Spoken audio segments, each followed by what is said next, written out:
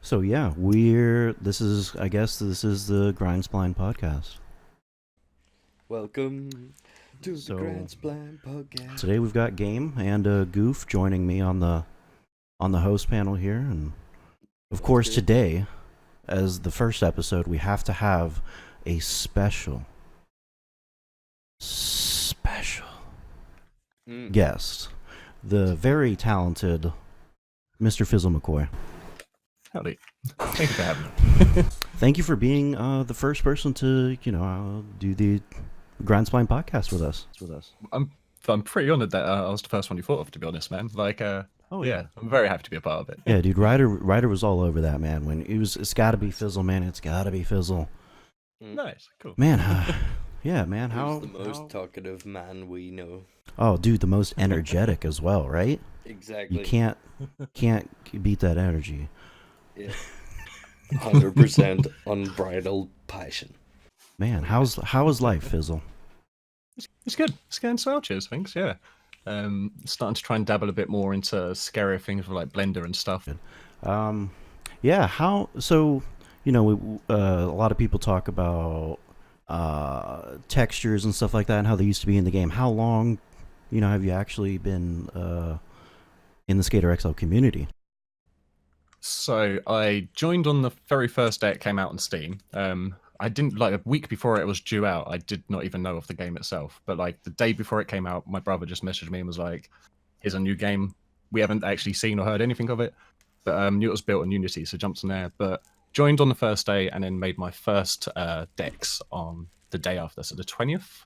I looked through back on some of my files. So yeah, the 20th of December, 2018 was the first decks that I made.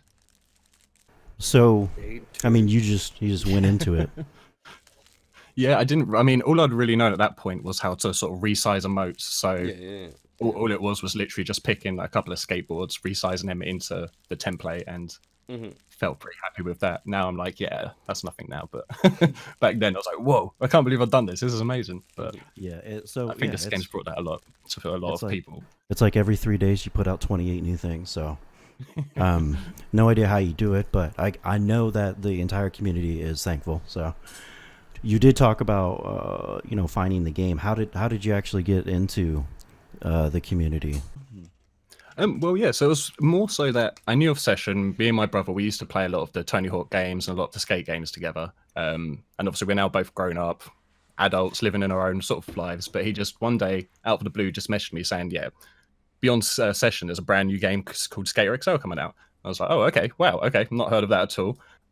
So then saw it was released, I think, the 19th, the very next day, and saw it was on Unity as well. So I kind of knew Unity was one that people could mod on. I didn't know anything about modding myself, but I was like, okay, it's on Unity. That's like one that anybody can use. So I'm going to put my money in now while it's cheap before it goes to like a high price. I'm just going to get in on it. But I didn't expect it to grab me as much as it did, especially with the controls at first. I felt like, oh, this is a really odd game. But within maybe an hour or two, I was like, I can't play any other kind of like sport game now without using triggers to turn. Let's talk about maps. Sure. You guys like maps? Right now in the state of the game, today is obviously the 11th of January. What is your favorite map, Fizzle, right now? It's pretty egotistical at the moment. No, my favorite at the moment is the Buster Bale map that I've been working a bit on with Medium Burnt. Just because Burnt makes incredibly massive maps with incredibly fun, thought out details to skate on. So the chance I had of getting in on that with him, I was jumped at that. But just the actual level itself is incredible. He's put so much already into it. After coming off something like the Miami map, you would have thought he'd be like, "No, I want a couple of months of rest now." But no, he's got like 7 other projects on the go. Yeah, man. Burnt's insane whenever he gets going. It Like is. the whole thing with the Buster Bale was he just wanted to have it as the Buster Bale, the 2-star sets. Like Yeah. that was it.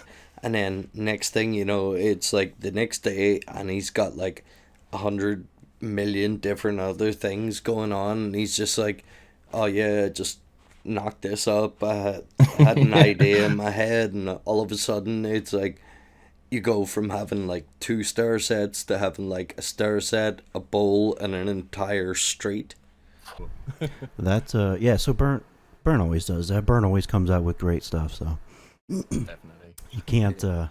Nobody. No, I don't think anybody in the community can say or argue that Burn is not one of the top map makers in the community. Yeah. So, 100%. Yeah. really glad that I he would makes argue. his content. I would argue that he's probably makes the most fun maps. A lot of people put a lot of stuff into their map. His is just completely skatable from the ground. There's so many fun little ledges and stair sets, and I'm definitely obsessed with all of his maps. They're really good. Yeah. He finds a great way of sort of making his own spots, but also finding really fun, incredible spots from like skate parks or known areas, but blending them into his own maps that still feels like a part of that map rather than he's just taken that area here from here and popped it in. And, you know, it's all very cohesive, the whole map, I find, in any project of his. So we've talked a lot about just now map creations and stuff that other people have created. Let's talk about Fizzle. Fizzle, your latest releases of textures. Fizzle 2020s. Okay, yeah, I remember seeing these. So obviously this is a little bit inspired for the new year. Sure. So, I mean, I'd been wanting to make, well, I feel like a lot of the stuff I've been doing on Substance since the beta I've been trying to do lots of different things. I've been trying to do lots of hoodies and t-shirts, whereas I was probably doing a lot more shoes previously. So I'd felt I hadn't really done like a big shoe release, sorry. So I'd done like the Fun Bones one when the beta had sort of just turned over, but that's when I was still using GIMP. So this was sort of the first bigger sort of series of shoes again I'd been able to release. And because it was coming to the new year, I thought it'd be the perfect time to release those at that point. And again, it was just because I wanted to try and get lots of different variations of the colorways in there, because I always generally do like the sort of the RGBs.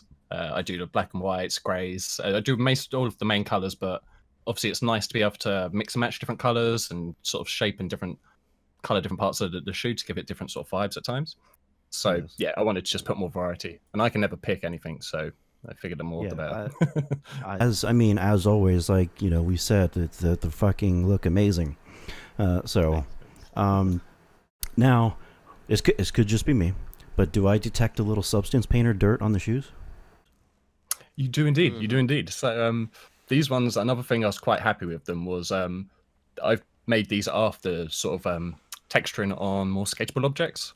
So where I've been doing a few things with people like Kaiju, with Burn, I've been getting more used to trying to look at objects to how they sort of have natural wear, natural grind marks, things like that. And I figured it was probably about time I started doing that on the shoes as well, because all the shoes I released, they looked shiny, bold colors, brand new out of the box, but nobody has skate shoes that stay clean for more than like 5 minutes. So yeah, these ones, I wanted them to have a sort of semi-wear look, but more to just try and give them a bit more of a real life push, but not really make them look too grungy kind of thing. We did just talk about your recent creation. Are you working on anything right now that we can get some sneakies on? I've got what was it? I think, let me just count. I've got 3 different map projects that we're currently working on. The one which is obviously the Bustle Bale one with Burn, which there's a lot been done, but I think there's still some more to do on that one itself. But it's definitely getting nearer and nearer to like a release, as long as Burn doesn't keep adding new stuff in it, which knowing Burn he will. Which he does, yes. That's it. And then I'm also doing a project again with Burn and Ryder and Dubaz, sending us sort of images for inspiration. So we're basing it on a certain place. I won't say just yet what it is, but that one's based on a certain location in the world, but then the sort of skate areas around that particular area.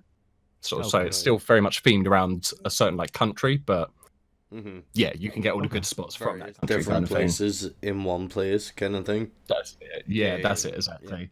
I get it. And then the latest one I'm working on is with Kaiju and Squeegee Dino Toy, and that one's it's a small local park. Again, I think they want to keep it under wraps for now, but yeah, it's a smaller park, but it's the first one that I've been given to be able to texture the whole actual skate park itself. So whereas with like Burn, I've been sort of modeling like the main Buster Bale stairway, the sort of Atlantis stairway part as well, and then just sort of doing sort of tileways for the floors and stuff like that. And with this one, it was all the models of the skate park and floor, and yeah, just try and go for a sort of semi-realistic based on a particular place. So it was really fun doing that, as I could just sort of go fully into it and know everything is going to be scaled right for myself. I can actually have full continuity on all of the obstacles, whereas doing it the other way where you sort of texture obstacle by obstacle, you try and keep it as well as the other one, but if you don't have that reference with it, it can be a bit difficult to sort of keep it more cohesive, I guess, again. But then I'm also due to I've started on them, but I need to work out a brand new soul first. But I'm starting on another thumb shoe line because, like I said, I've only done the one shoe line, and that was actually on GIMP since the beta release. So Okay. yeah, I'm going to be hitting up the thumb squad to do some new pros as well. Okay. So it is a pro series. We can confirm. Pro Yeah, series? yeah, oh yeah, it's going to be another pro series. Yeah, yeah. So You would. obviously, that's what you are going to be working on in the future. Then after these maps, right? Future accomplishments. and thumb Yes, shoes. yeah. You There's have a any few other plans? things that. Oh, sorry, carry on. Yeah, I was gonna say, you have any plans to release 28 hoodies and sweaters and pants again and stuff? Oh, definitely, As yeah. well. Like, I've really like watching other people do stuff has inspired me a lot. So people like Aaron, I really love Aaron's creations at the moment. And seeing how he's doing stuff in Substance Painters, pushing me to try and do stuff similar in a way as well. So I've been trying to like focus more and more and more about getting to a point where my creations look like they are like a real life thing. Obviously, it's still a long way to go, but just adding things like a slight bump where the stitching would be joining between the two sort of materials on the trouser leg, and having sort of the shiny sort of bolt parts on the small pockets in your jeans and things like that. So I've sort of set a lot of the things that when I can come back to them, I can use the same sort of layout, so same sort of like zipper or stitching, but completely different materials and cater it to what Okay. I want to at that point, kind of thing. Well, that's But yeah, really, I'll definitely be doing a lot more of everything, hopefully. well, we can expect to see that in the future. Now, obviously, we've been talking about Skater XL. Let's know Fizzle for a second, just a little bit. So, basic question: everyone gets asked, how old when you started skating, man? I'd say about 11, 12-ish, around there. So, when you were 11, did you have a favorite skater? Yeah, I mean, for me, and even to this day, really, it's still Rodney Mullen. It was just, I mean, I've really got into stuff like the Tony Hawk games. They were great. They were very over the top. But the part that I loved the most about those games were the secret videos you can unlock. And it was Rodney Mullen's ones that just blew me away, because it was the ones where you'd have to stop and be like, what did I even watch? Let alone how did he do it? What did I even see just happen there? Are you allowed to put your foot on the underside of the board? What is that? Yeah, are you an alien? Do you have a second foot we can't see? Like, maybe. I would say so. So even now, your favorite skater would still be Rodney Mullen. Even now, I think it's still just. I mean, he invented so much in the actual skateboarding scene itself. Just basic stuff like ollies that people may have never figured out ways to do things like he did. He was almost like an actual scientist of skateboarding rather than sort of a professional sports star of the sport. And it was always just great hearing about how he learned it, because I think it was his dad was a skateboarder or something, but he lived in a place where, like a lot of us, you didn't have skate parks around the corner. You had horrible crap concrete out front, maybe that you were practicing on. But because of that, he then figured out to do all these like amazing flatland tricks just because he was limited on the space. And I always thought that was amazing that he could, rather than be like, oh, I can't do this vert stuff because there's nothing here that for me to practice on, he was like, let me see what I can do here instead, kind of thing. I think it's quite an admirable thing, yeah. I think obviously the skateboarding community is 1000% better off with everything that he did, and I'm sure no one can argue. If you said Rodney Mullen is your favorite skater, then no one could say anything, because Yeah, that's it's same with like another guy I really like nowadays is Richie Jackson, but pretty much for the exact same reasons as Rodney, just because it's a very different video. Creative. Like, I know, yeah, that's it. Like, Creative as shit, like. I love normal skate parts and stuff. Like, it's not just the weird stuff I want to see, but yeah, it's just really thinking outside the box. Just, yeah, if you went to a spot with them, they would find some way of skating it no matter where you were, I'm sure. Can I just interrupt here and say I saw this skate video recently, and it was like Richie Jackson and like a couple of other dudes, and like these dudes were doing all kinds of fucking mad freestyle shit. There's one dude who had like his trucks like attached to a plank of wood, and Yeah. attached to a piece of string, and like he jumped and he pulled the piece of string and his board flipped open and his trucks came out like attached to this wee plank of wood, and he tried to land back on the plank of wood, and I'm like, dude, why not just fucking, why not just the skateboard? Why do you need to do this? This is just, it's insane. And, Yeah. Then the next thing I see is Richie Jackson doing like tray foot plants on a tree stump. Yeah. I'm like, Yeah, that one's special. Yeah. I'm like, holy, dudes out here like pulling a plank of wood with trucks attached, and Richie Jackson's out here doing like tray flip foot plants on a tree I stump. want to know at what point in their life did they go, I'm really good at skateboarding, so I'm going to try and figure out how to do it completely different to everyone else now. Like, Yeah. when did they get to that point? Like, Yeah. Having the whole park to yourself is an experience, because you will try things that you wouldn't usually do.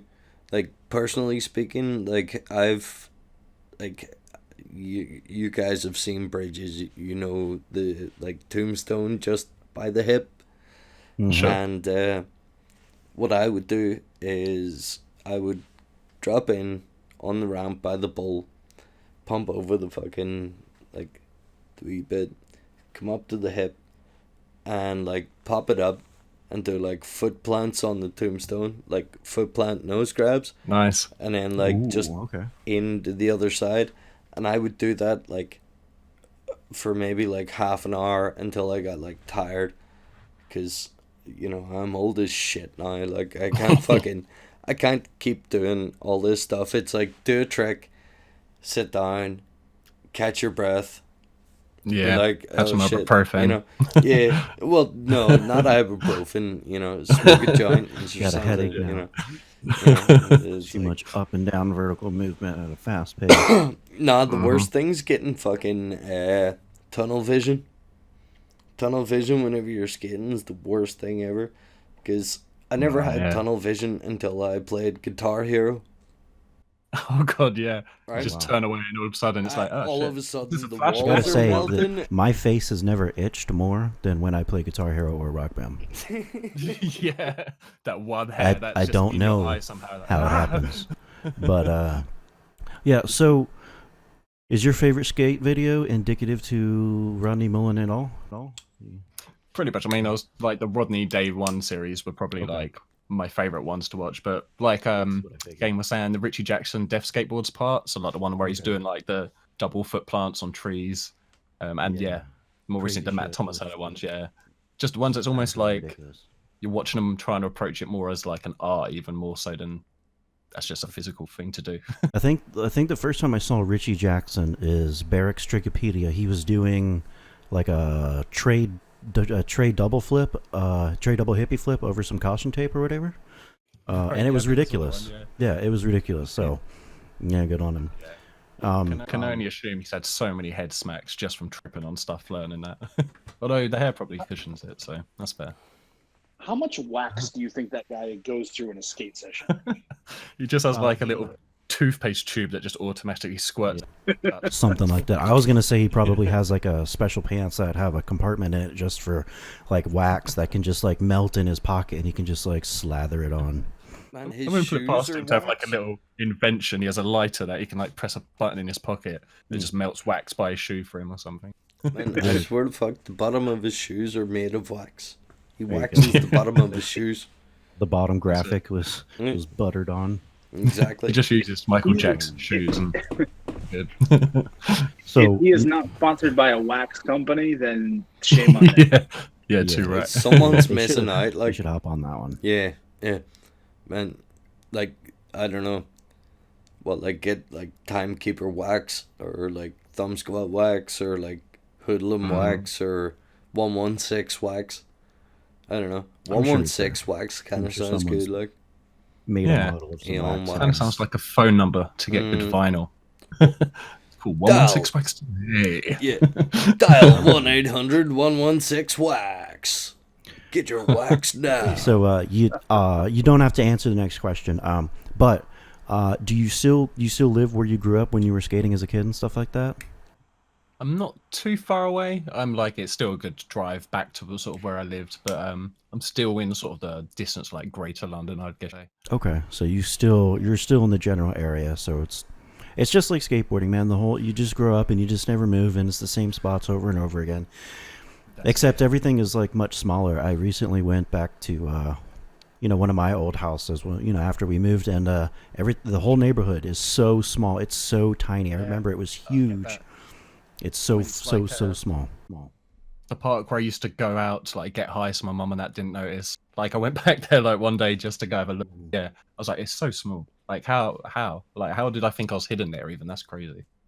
Okay, so these will be the guest specific questions. But before we get into that, let's go ahead and take a look at these messages from the community.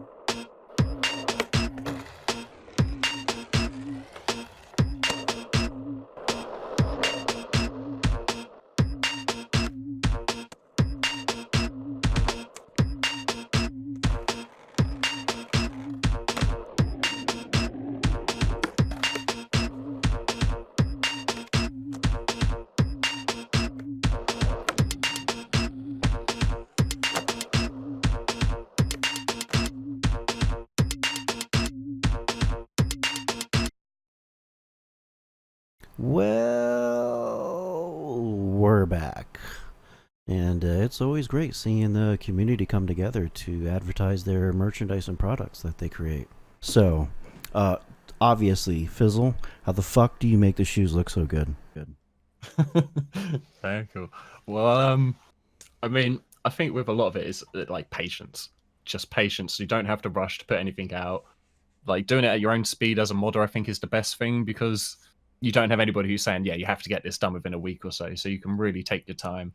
But I also use like a lot of real life things to try and reference it. So if I'm working on my shoes, for example, I'll get out a few of my like trainers and stuff and just sort of look at the more sort of minor details on it that really sort of bring it to life. So things like stitching and just sort of like bumps, like I said before, where you find material overlaps and just trying to work out how to do those sort of things. But I basically would always set myself like a small goal. So anytime I was making a project, so I was like, maybe I'm doing a thumb shoe range. my goal on that one is, okay, this one I'm going to try and get the stitching to be more than just something that holds the material together. I might try and add some like decoration to that. The next one I'm going to try and work on making the gun material seem a bit better, and just sort of really setting yourself small goals so you don't get too overwhelmed, because especially going in something like Substance Painter, there is so much you can do. You often just don't know where to start. So just sort of knowing kind of what you want to get, Googling a few things, trying to look at a few tutorials, stuff like that really helps in regards to trying to like consistently try and keep your sort of quality growing each time.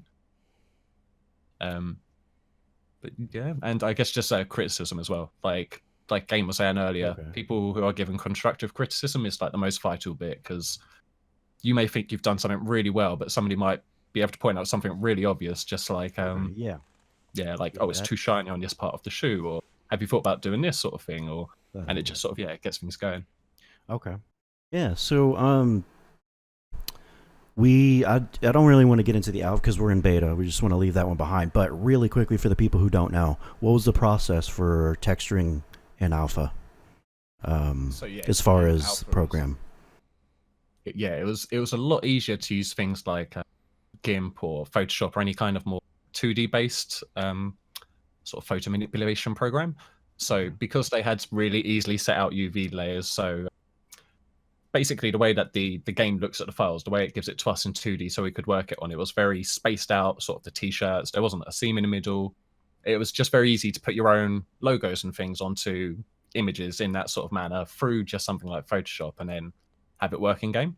But yeah, once the beta did roll in, there was a whole new set of UVs, and one of the bigger issues if you were still wanting to use like GIMP or Photoshop was a lot of the UVs were quite squished. They were like stretched up parts, which looks fine in game because, you know, the engine still picks it up. But when you're trying to maybe just put something simply like a logo on a hat, there would be a lot of stretching of the actual image you'd have to do to make it look perfect. Whereas there was other programs like Substance that actually handle that so much better. So I think it kind of, although you can still use GIMP and like Photoshop for decks and things like that, I think the vast majority of people now are moving on to Substance Painter just because of the UVs, but because of that, people's quality has just escalated due to the fact that we can add so many more different maps and masks into the project. So you can alter things like metallicness, roughness, and like how shiny it is. And again, just little details that really more bring sort of an accuracy to different sort of clothing items. So did you start using GIMP in alpha? I used GIMP, yeah. I've never actually ever used Photoshop at any point. I'd say anybody getting started, GIMP is the perfect thing. It's open source, so it's free. And it's kind of like the modding community in itself. Because it's open source, people will just add sort of things to the program that they can do. So it's incredibly versatile for a program that's free. Like it matches up very well to Photoshop. There's still stuff that Photoshop can do a lot better, but for making decks and stuff, it's perfect. If someone's started on GIMP and got Substance Painter later, is that transition like fluid in the same, I guess, frame of mind that GIMP would be? So it's relatively easy. The line tools are here, or whatever the paintbrushes and stuff like that. Is that? Do you mind if I take this one, Fizz? Yeah, go for it. Yeah, I can move on later. So, with the deck side of things, it's a lot easier to do whenever you whenever you've obviously made a few decks and things like that, but whenever you move into Substance, making a clean board is so much easier than it is in Photoshop, but adding like your own kind of like chips in the trucks, in the paint and things like that, that's what gives it that extra bit of an edge over like making a board in like Photoshop or GIMP, I think. Yeah, it's almost like you're able to physically chip away at the board like you would in real life, in a sense. Yeah. Okay. Yeah. I think I mean, I know personally when I started on Substance, the first like week or so, it was quite confusing because you're using lots of things like black masks and white masks and things that you don't necessarily use in like GIMP and stuff like that. But I think by using things like GIMP and Photoshop, things like learning how to use a proper workflow and using layers in a project to make an overall effect. That stuff translates very well into Substance. There's a lot of things like, say, GIMP, you'll have a multitude of different like effect brushes and stuff you can use there, whereas in Substance, you kind of have to dig a bit more, but I don't know, it's a lot more fluid. Like Game was saying, it's just the things you can do on Substance that seem so minor actually like make things perfect. Even something simply like edge select on the Substance Painter just brings out a little bit more of wear into like the edge of, say, a hoodie, for example, which will always have general wear and tear on it regardless. So yeah. With that being said, if for instance, if I was going to start Substance Painter at all, what are some of the tips, like things that you need to know, things you wish you knew that made your life so much easier after you knew them? Right from the gate that I did do that actually helped was trying to make your own texture libraries. So trying to go through places that like are like Substance Share, which is people who have made their own like materials but giving it out for free. Some of those are incredible. And then the one thing I didn't know until more recently is that you can actually make custom folders. So previously, say I wanted a particular material that I've added in, I'd have to look through my list of materials. Maybe I could use the like filter for it, but you can actually make your own custom folders. So I have one for my materials, for my smart materials, my masks, but the ones that I really like. So rather than having to scroll through all of the multitude of like different metals that I've downloaded, I have my select folders where I'm like, these are the ones I really like and will use more sort of regularly. And then I've always got these backup ones that I don't necessarily like as much, but maybe more useful for a different project down the line. Yeah. But yeah, texture libraries I think are a huge thing because there are some crazy good things to get you started already out there. So you may as well take advantage of those. Then I'll just throw in polygon fill. When I realized that was a thing, that changed my life. Yeah, and doing that, like doing it into 2D view is the best way to do it, because if you do it in the 2D view, so less like, and it's just basically like, it's almost, I found the moment that became good was when I sort of talked to myself as a kid and was like, just don't paint outside the lines. Like, it's not that hard. Paint inside the lines. Stop being an idiot. And doing that, like, you're fine every time. The difference with polygon view is that you can paint outside the lines and it still paints inside the lines for you. That's it. Yeah, some models it's perfect because you're like, right, I really want the wrist seam to be here, for example, like where like a cuff on a jumper is. And it's already pretty much laid out in the sort of the faces that it's been on the UV model itself. So those ones are perfect. Sometimes you still have to go in by hand, but yeah, like I always 100% start with using like, okay, roughly here's where I want these. Then I'm going to go into like the external mask itself and then, you know, tidy it up, make it sort of actually go to the seam and make sure there isn't too many overlapping different types of textures on each other that can just make it look a bit like, Well, it's just whatever you're doing, just keep doing it because everybody loves it.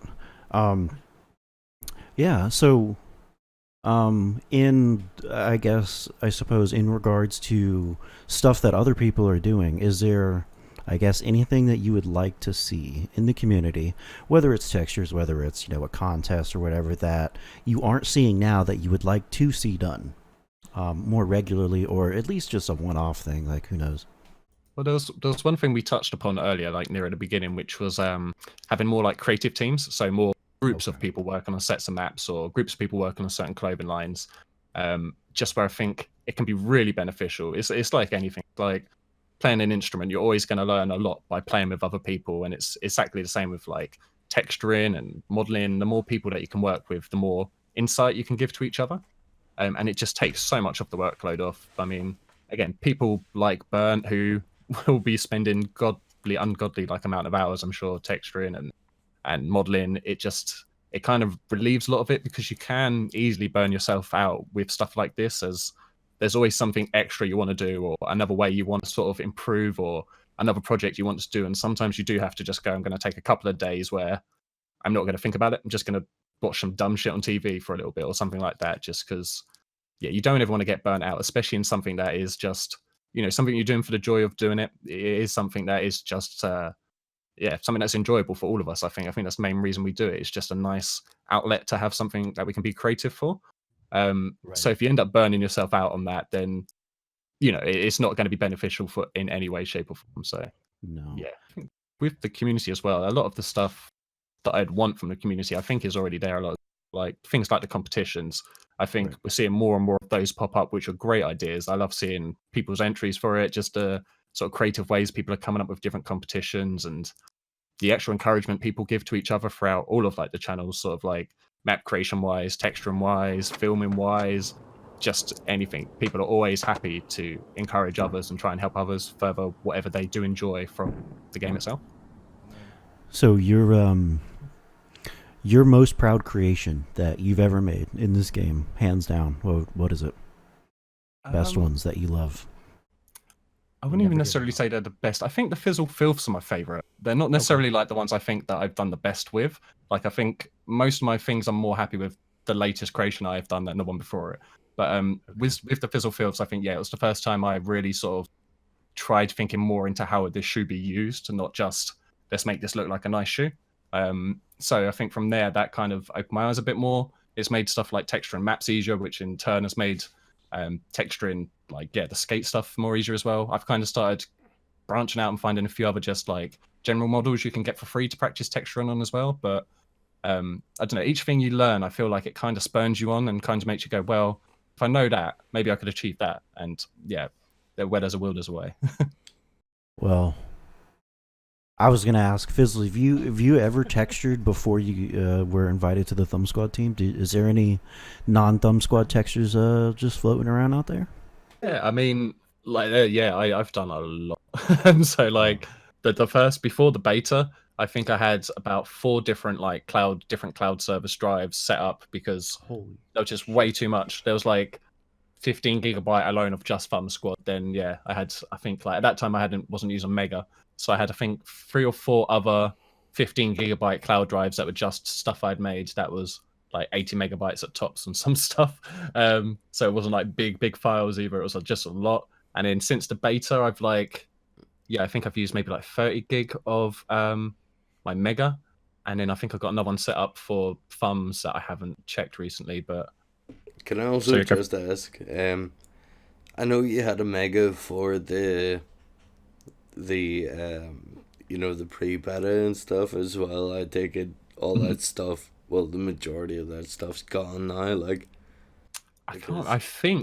I think there's 1 or 2 that I did keep, yeah. just because it had a lot of like decks and stuff. But I did move over a lot of decks to the Mega and stuff anyway. But I didn't. If I remember rightly, I think because when I first got started, I wasn't really designing too much on my own. It was more copying and pasting a deck or trying to make a T-shirt I saw online kind of thing. So I left kind of a lot of that there, whereas the stuff for the beta is all stuff I've just completely made rather than sort of try to post like a logo from a previous thing on kind of thing. So the old one has a lot of stuff, but yeah, I didn't necessarily want to remake that stuff because I kind of do enjoy just making my own creations more. Like nothing against anybody's like joy of making stuff, but I just quite enjoyed trying to design my own stuff. Yeah. So yeah. No, so yeah, I just remember you done like sad.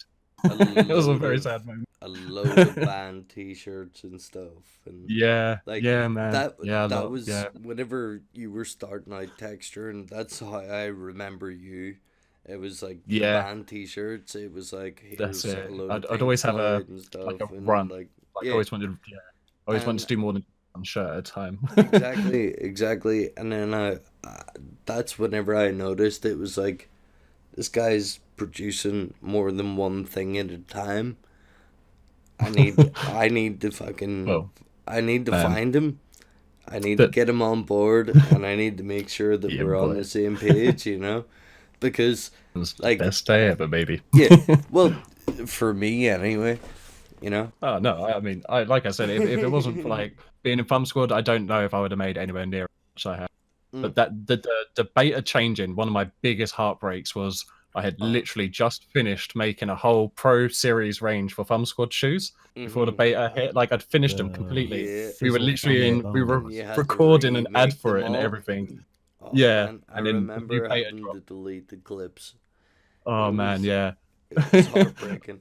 Yeah, I had to go through and just redo thumb- everyone's shoes. It was like, the Thumb Bones. Mhm. yeah, that was it. Yeah. So, yeah. Yeah. Oh, it's nice you Yeah. guys remember that. But yeah, Yeah, it of was course we devastating, remember but Fizzle. it was nice getting an update. So. So this is the point in the cast where we would get a multiplayer clip. Yeah, let's go for it. Fuck it, multiplayer. Let's go. Multiplayer. Aye, why not? So if me and Goof try and go at a similar time, and then if Yeah, you so in if game, you and- one, go.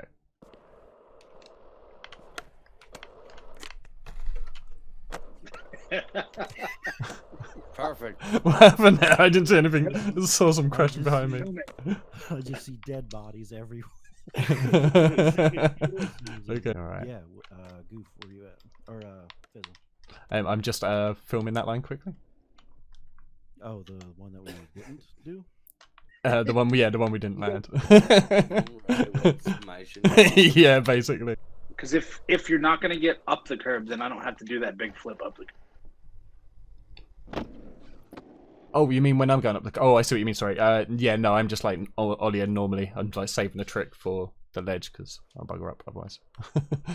In the bush. Okay, go. Wait, did you count? No, okay, I can't this time. Sorry. You just let go. Yeah. I keep like landing, and all I hear just as I'm landing is you guys just laughing because someone has landed somewhere. Yeah. 3, 2, 1, go. Fuck. Go.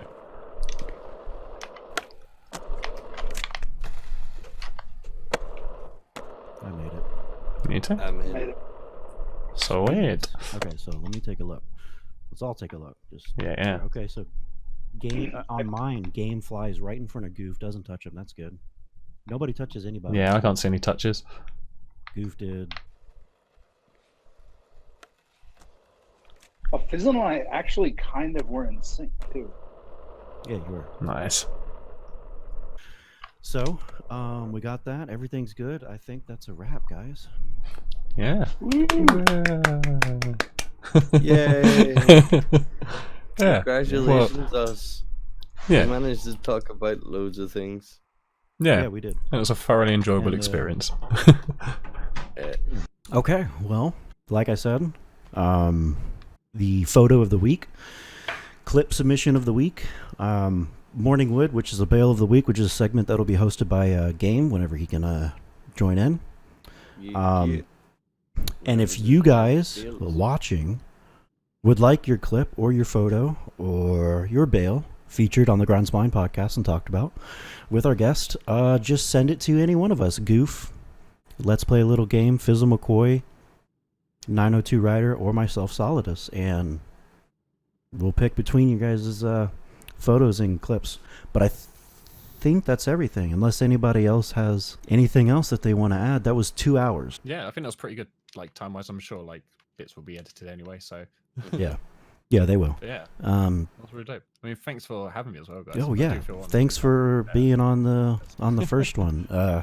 Hopefully, I mean, people like this and this takes off. So, yeah, we appreciate it. We appreciate everything that you do. Obviously, I've personally never been in a voice chat with you before, but you have the exact same energy as you do when you're streaming, and it's amazing. So, You too. I think the only person I've really spoke I think on voice chat's Game. I think. Yeah, unfortunately. Game got a shout out. Quite a reclusive streamer somehow. Thanks, Fizzle, for being on the show. Goof, Game, helping me host, and everyone else watching till the end. Hope you enjoyed, and if you did enjoy, please subscribe to the Spline, and don't forget to turn on notifications so you can see when the next episode releases.